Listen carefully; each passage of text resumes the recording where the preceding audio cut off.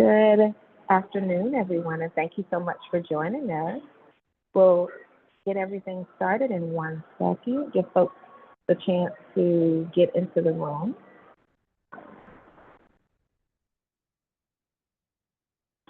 Welcome so much, and thank you for joining us. All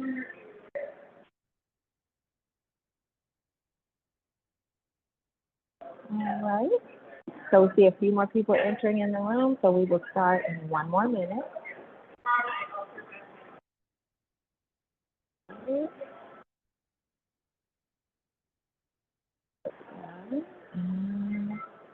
There we are.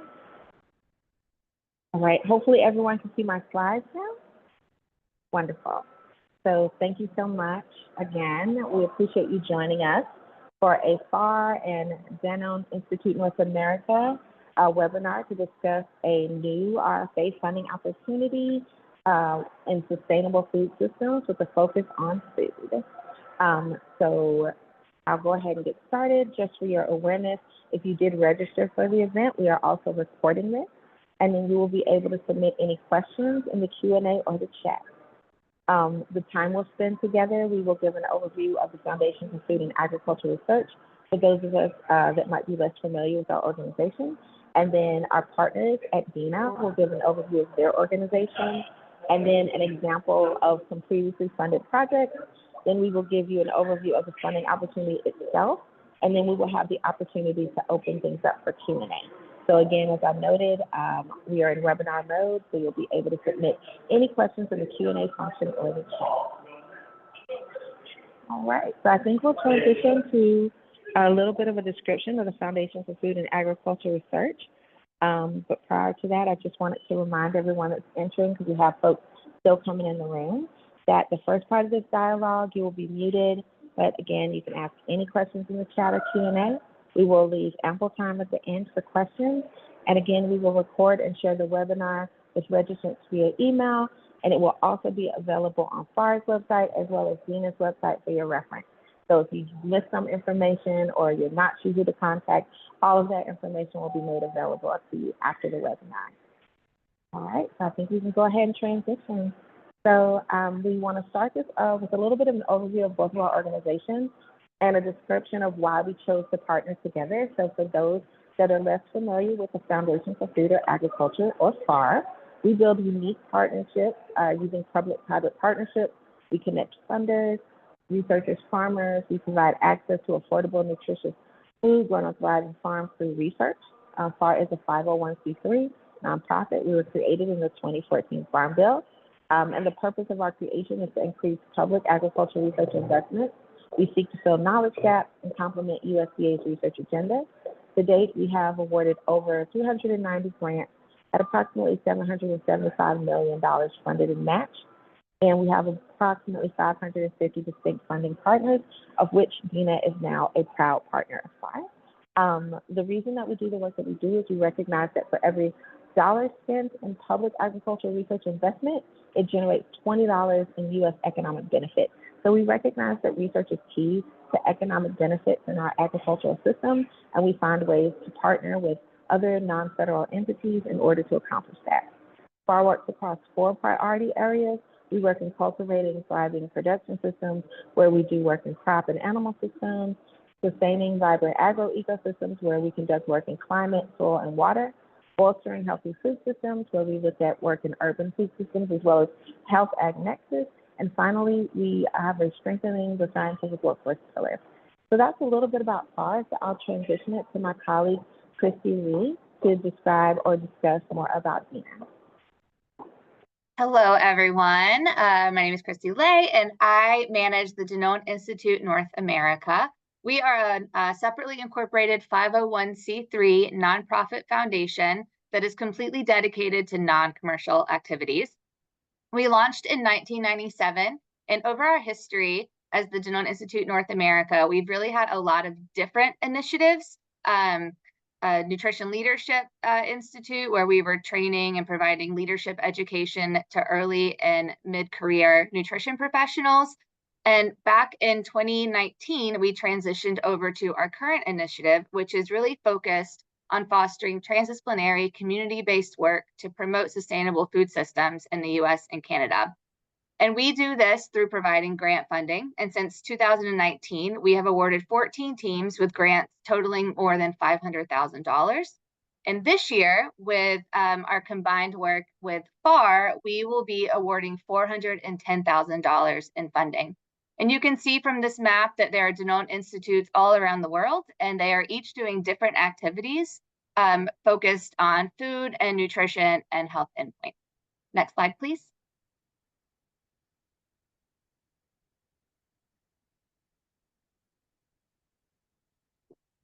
Because we are a separately incorporated 501c3 organization, we have an academic advisory board as well as some Danone members of our advisory board. I'll go through the academic advisory board, and you can see the Danoners on the right there, which I will not cover. Our president is Leslie Lytle. She is a PhD and most recently appointed at the University of North Carolina, but she also does work at the University of Minnesota. Jess Haynes is the second advisory board member there. She is at the University of Guelph and was actually one of our project leads that was funded in 2019 when we launched this initiative. Wendelin Slusser is at the University of California, Los Angeles, and Timothy Griffin is a PhD at Tufts University. Next slide, please. So the goal of the Danone Institute North America Sustainable Food Systems Initiative is to support innovative, actionable, North America-focused food supply initiatives to promote sustainable food systems, really reflecting the interconnectivity of the community, health of the people, and health of the planet. And we focus on actionable and achievable projects that do contribute to the nutritional health of adult populations. And we do grants every 2 years. So in 2019, 2021, and 2023, with our fourth grant period being launched now, but the grants will be given away in 2025. And this will be a 2-year grant period for accomplishing your projects. And then we're going to be doing a separate second RFA independent of the Danone Institute and FAR RFA with a separate application and separate requirements. So we'll have 2 streams for our Danone Institute grants this year. Next slide. And this is just a map and some of the logos of the universities and nonprofit organizations that we have funded so far. So this is a North American initiative. We do launch and fund projects in the United States and Canada. And most recently, all the way in Puerto Rico, you'll see that little red dot down there. And we do try to take into account geographic region, making sure that we're not concentrating our projects in one specific area of our 2 countries, but we are getting a wide swath of participants from different organizations and with different initiatives throughout the US and Canada. Next slide. And I just really want to briefly go through a couple of the projects that we funded. This is a project that was really focused on food waste, and specifically in the household. This was Jess Haynes' project, as you'll see on the screen there, based out of the University of Guelph. So one of the first Canadian projects that we funded when we launched this initiative in 2019. And it was really, you could go to the next slide, please. It was really focused on providing cooking education, ways to handle produce, changing of behaviors. There was a chef that was brought on board to teach participants how to prepare meals, how to appropriately cut a bell pepper, what pieces of a potato you should save, like all of it. You don't need to peel your potato because that creates food waste. All those sorts of things in order to help reduce food waste and impact the health and nutrition of the families at the University of Guelph. This team actually was also able to take this research project and apply for an even larger grant through our Danone Institute International to continue their research. So that is also always an opportunity where we have really great projects that can then be scaled up and go towards a more global focus. Next slide, please. And this is one of our 2023 Danone Institute North America grantees. This is our project in Puerto Rico. It's a joint project with Harvard University, and they're really taking culturally appropriate foods in Puerto Rico and local farming, and they are measuring the impact of nutrition, food access, food security, and clinical endpoints, specifically cardiometabolic health in this population in Puerto Rico. And if you go to the next slide, I just wanted to show a timeline of their activities. These are the sorts of things that we're looking for in the application. And you can see it's broken down over the 2-year period with all of their initiatives. And then finally, what they plan to do. So their plan is to get continued funding, if you look in that lower right-hand corner, and to publish community and scientific reports. So that would be their main outcome, their way to share and amplify the work that they're doing. Next slide. I think this is over to Lakeisha now. Absolutely. So I think that you can see how, given DINA's focus and FAR's focus, it makes sense for us to partner. And we're so excited that 2 purpose-driven organizations have partnered to expand DINA's current Sustainable Food Systems initiative into a new grant program that would allow us to demonstrate links between agriculture, the food supply, and health. So now I'll transition to another colleague at DINA, Mindy Herman, to walk us through the funding opportunity itself. And I just want to remind folks, if you do have questions, please feel free to put them in the Q&A or in the chat. Thank you, Lakeisha and Christy. Can I have the next slide, please? So I'm going to be covering the research approach and kind of what we're looking for in applications. So what the grant supports is action-oriented, community-based programs or ideological research to understand the factors that influence sustainable food systems. We're looking for projects that explore innovative ways to enhance or adopt sustainable food systems, improve access to the local food supply, build community self-sufficiency as a way to meet food needs, or support soil health and climate-related activities, but with an endpoint of human health. Next slide, please, Lakeisha. We would like, hold on, I just have to move something. In terms of program structure, what we're looking for is proposals that design and pilot test action-oriented, community-based programs or ideological research. And an aim should be to understand the factors influencing individuals or groups to engage in enhancing or adopting more sustainable food systems. Identify and evaluate pre-specified outcomes that support impact and show the potential for scalability and wider use. And the final program structure is we have a 4-day training program in June in Boulder, Colorado. We are expecting the teams to have 4 team members who attend this training, and the training will be a combination of topical presentations, community presentations, and leadership skills. The next slide, please. We will have teams of experts reviewing the applications, and what we're looking for is how strong the proposal is in addressing the specific objectives of the DINA Sustainable Food Systems Initiative focus on food, and you'll see those in the RFP.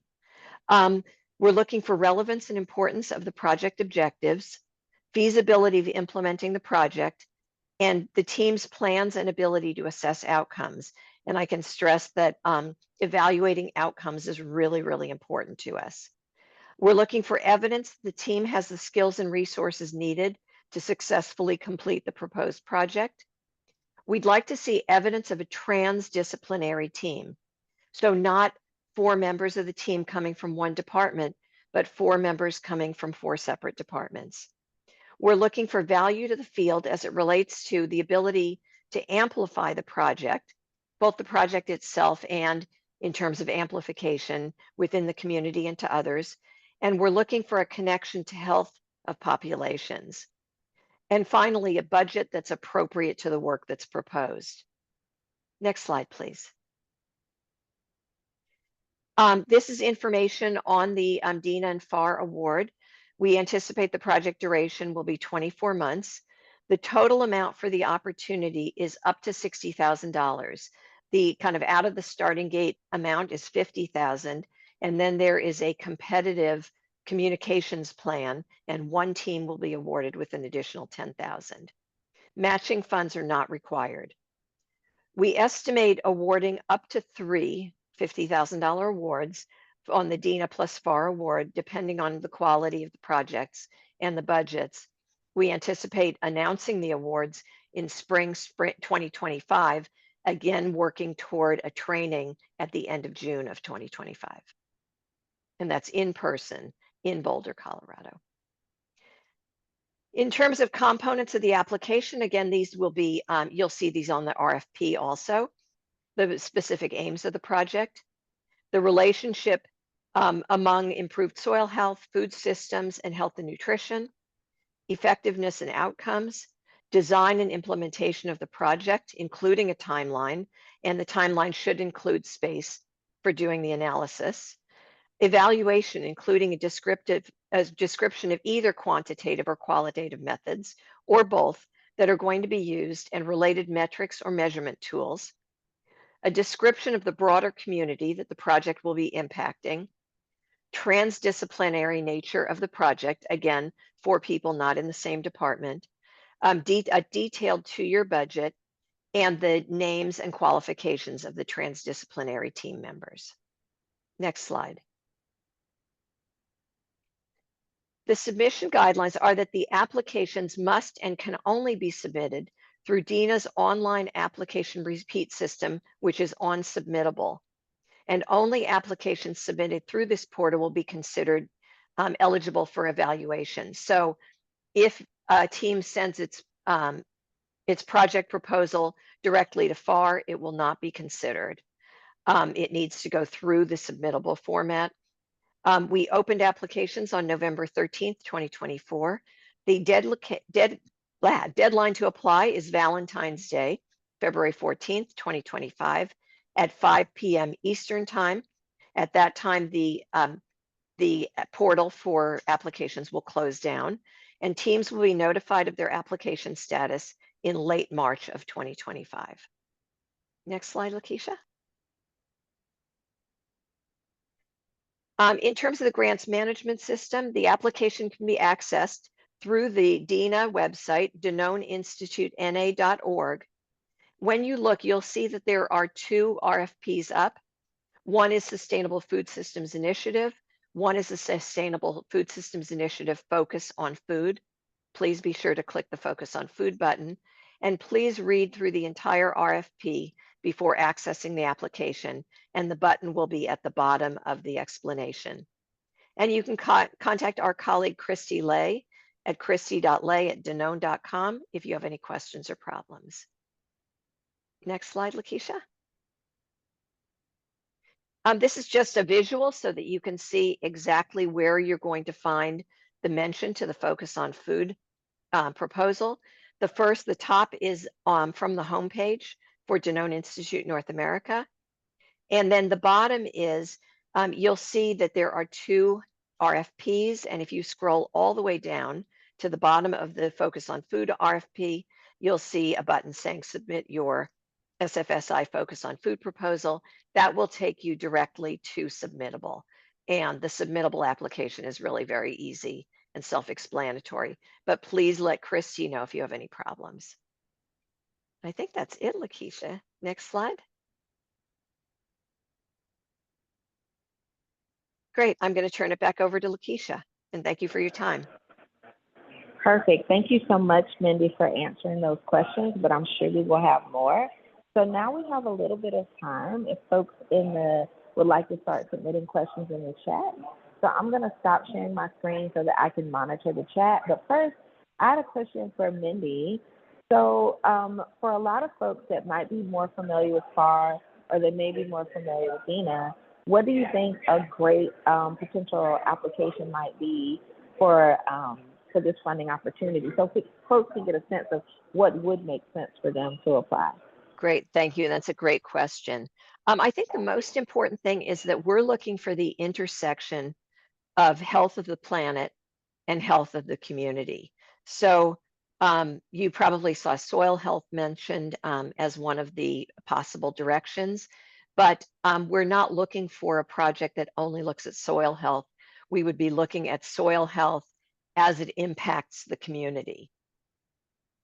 I don't know if that answers your question, Lakeisha.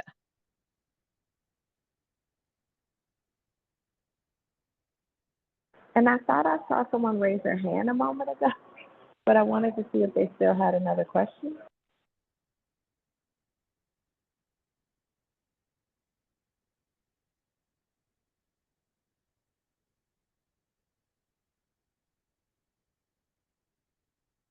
Okay, so the next question in our Q&A is pilot scale projects.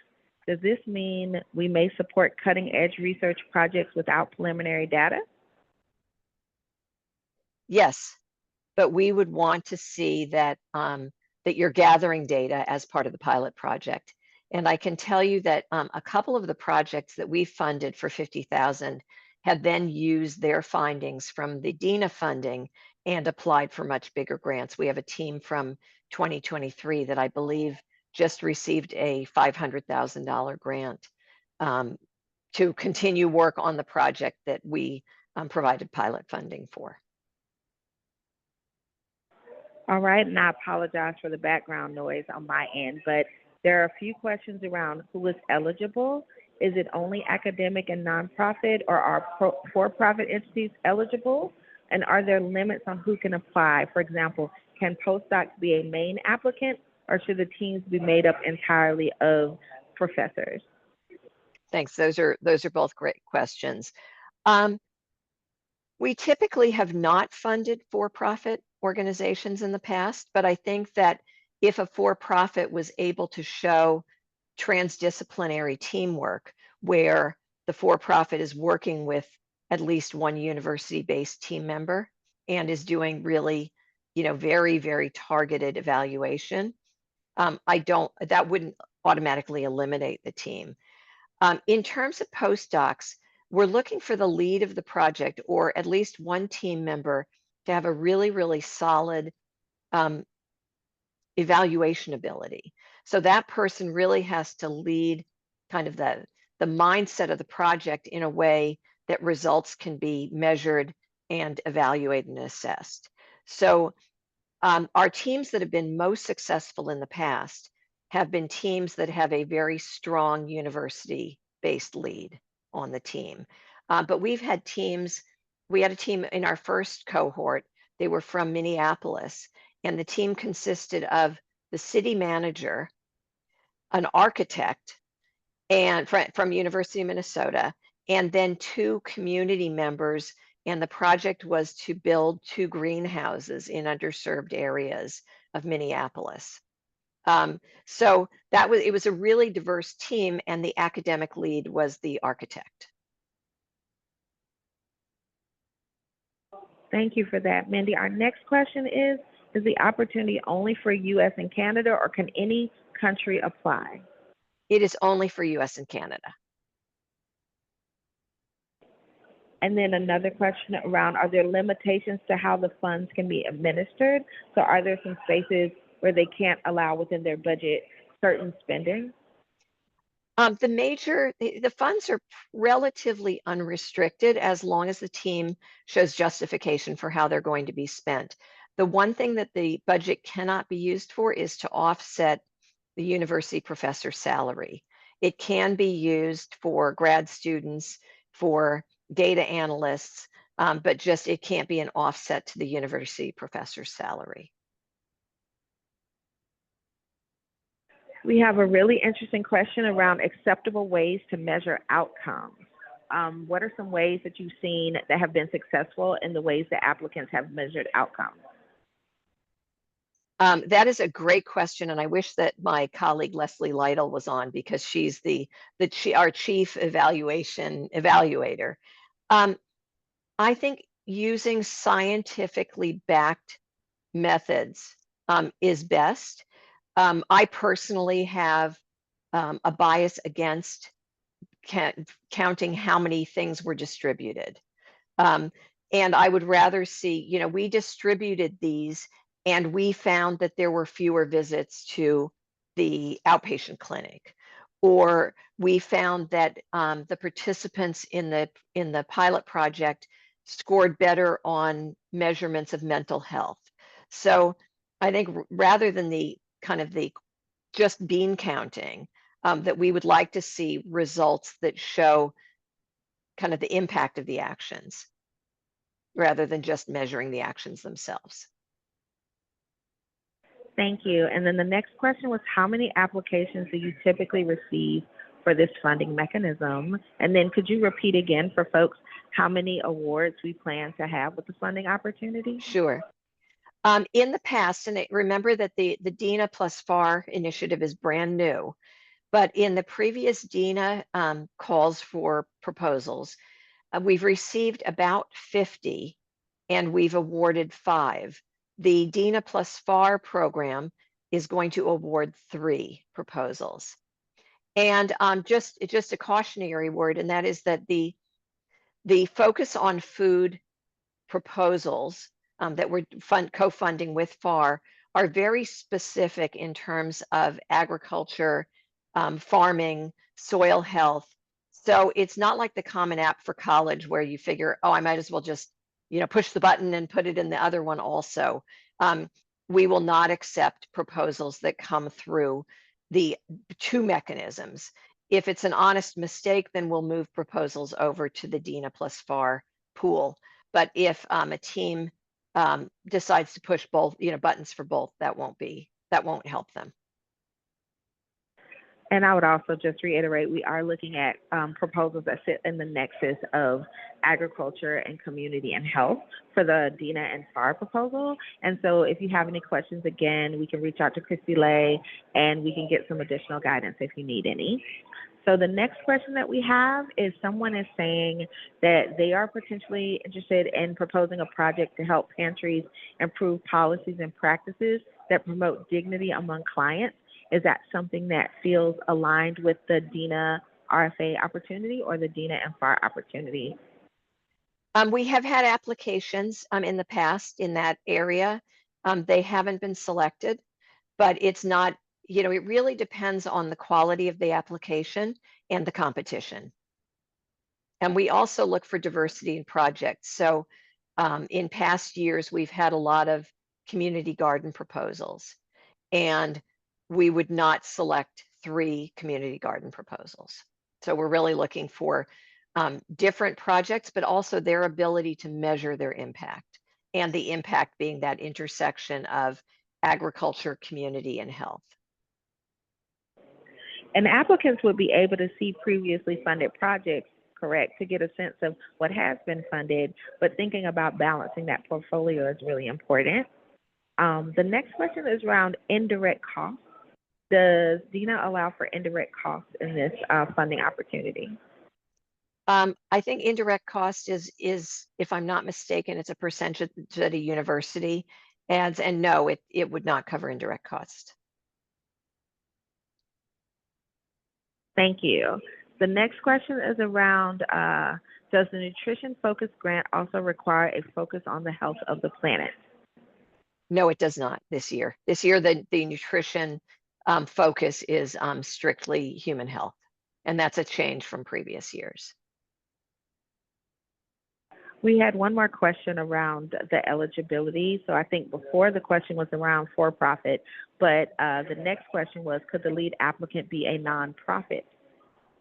The lead applicant can be a nonprofit, again, as long as there is a team. We'd like to see a university affiliation.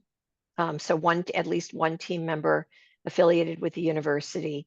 And we would like to be sure that there is somebody who's very, very strong on the evaluation and ideally publishing side, because I think you would also, we'd love to see papers come out of these efforts. All right, we've got folks I think are getting really excited to propose what might align.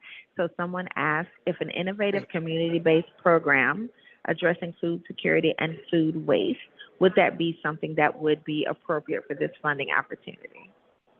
I believe it would. It's and it's somewhat similar to what we've funded in the past. The DINA, if you go to the DenoneInstituteNA.org website, you'll see a tab, grant recipients, and you can kind of thumb through and see what's been accepted in the past, keeping in mind that the two RFPs for 2025 are somewhat different from the RFPs in the past. All right, we have a couple more questions, and I think we come to the end. Someone wanted to know for transdisciplinary teams, if someone were a task force, for example, of dietitians, but working in different fields, such as higher education, clinical, public health, would that qualify as a transdisciplinary team? It could. It could. Again, we would probably, we'd need to see the strength of the overall proposal. But we would like to see, rather than 4 physicians, 4 dietitians, 4 farmers, we would like to see people from 4 different disciplines. So I had an interesting question. Are federal government scientists also eligible as PIs? Huh. I have no, how has that sat with FARs in the past? With FARs, FAR, RFIs? they're eligible. They're eligible for us to apply as applicants. Yep. I don't know that that's come up before. Well, We can get back to you the if beauty you. of our partnership. The beauty of our partnership is to bring new partners, new applicants Sure. to both of our organizations. So I think that, you know, if they're not prohibited, then Right. they are eligible for FAR, though. Absolutely. Yep. And just the other thing that I think I should let applicants know is that the $50,000 needs to come into one of the 4 partner accounts. And then that partner is going to be that team member is going to be responsible for overseeing those funds. So we've had good success in the past doing that with the university because it aligns with the way university funding operates in many cases.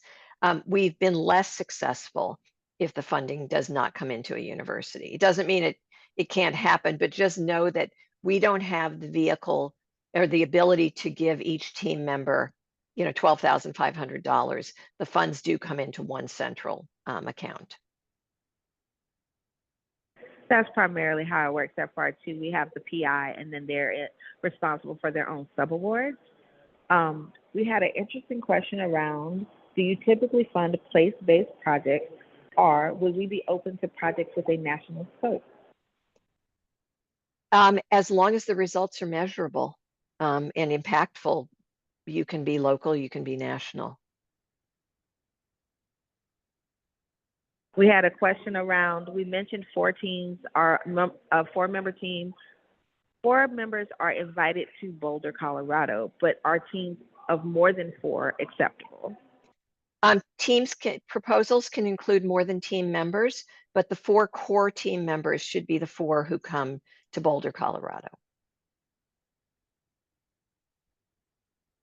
Someone wanted to know that they recognize that the budget cannot be used to offset salary for university professors, but they wanted Correct. to know if it would be available to offset salaries of others. So for example, if they have a nonprofit partner, would they be able to offset some salary for them? Yes. But yeah, yes.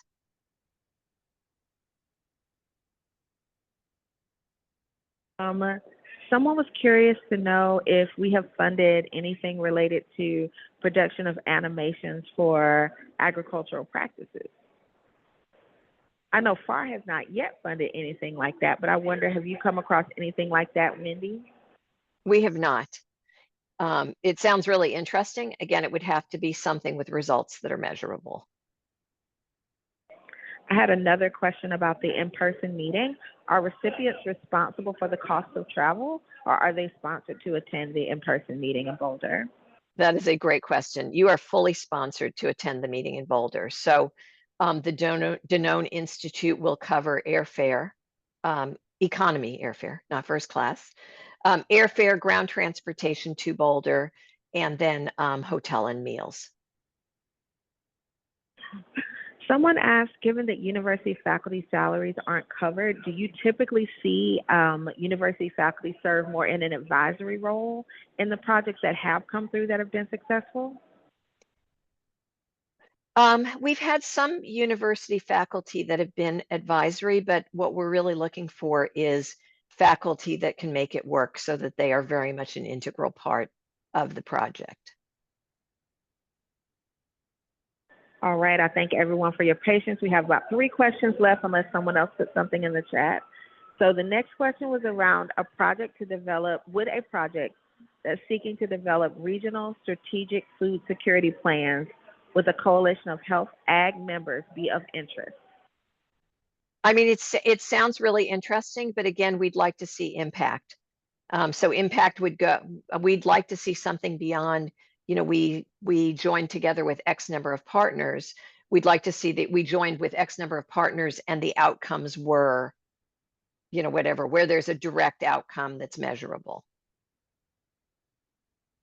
I really appreciate that. I think that the thing to just focus on is thinking about how you can clearly and effectively communicate the outcome of whatever collaborative or partnership you form.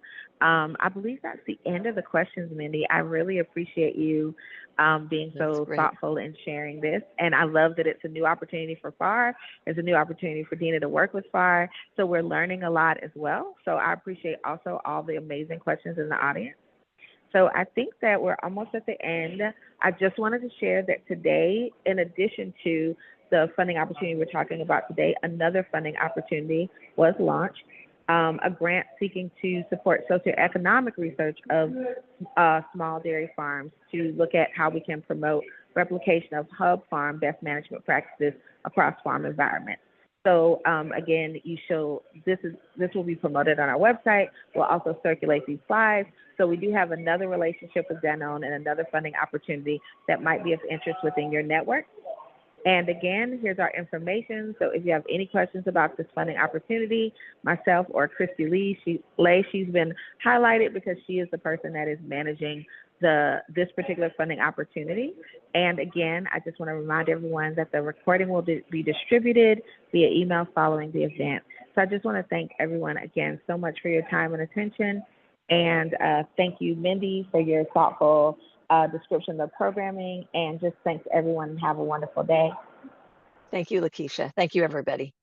Thank you, everyone. Have a wonderful day, all.